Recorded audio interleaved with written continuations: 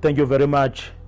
Igama lami ngingubonga inkosi Khanyile, the head of mobilization of MKP. Umuntu akabingelele nje enhlane enzansi. Ngibingelela wonke amalungu omkhonto. Ngibingelela abaholi.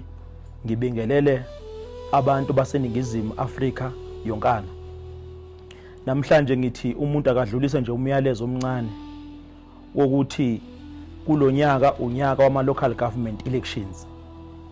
Sesibonile ke ukuthi eindaweni ezahlukahlukene ezweni lonke sinezinkinga ze-service delivery. Njengomkhonto wesizwe ngaphansi kwe-ofisi le-mobilization sesithe sizosondela ekuhlaleni. Sizoqala eGoli kwaNdongazade uMakanyama kayipheli kuphela amazinyo endoda. Sidile nama-issues adila ne-service delivery.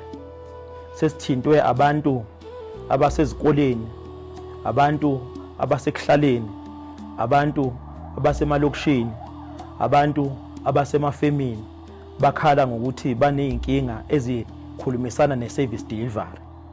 Siyazi futhi ukuthi kuneyinkinga zamanzi eGoli, kuneyinkinga zagesi, kuneyinkinga zeingane ezingayithola isikhala sokuthi ziyofunda. Njengomkhonto wesizwe ngaphansi kwe-office le-mobilization sesiyasondela sithini sizobambisana nani ukuthi sizilungisele izinkinga zethu. Sikusho lokhu ngoba umkhonto unguhulumeni olindile.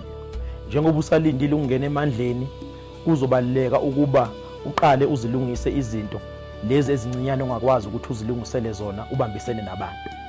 Siyaqala ke eGoli umkhankaso wethu wokusondela ekuhlaleni ukuthi sikwazi ukumelana nezimo, siphinde futhi sizifikele qathatha ekulungiseni izimo zabantu bakithi abaphila ebunzimeni ngaphansi kwahulumeni ophethe.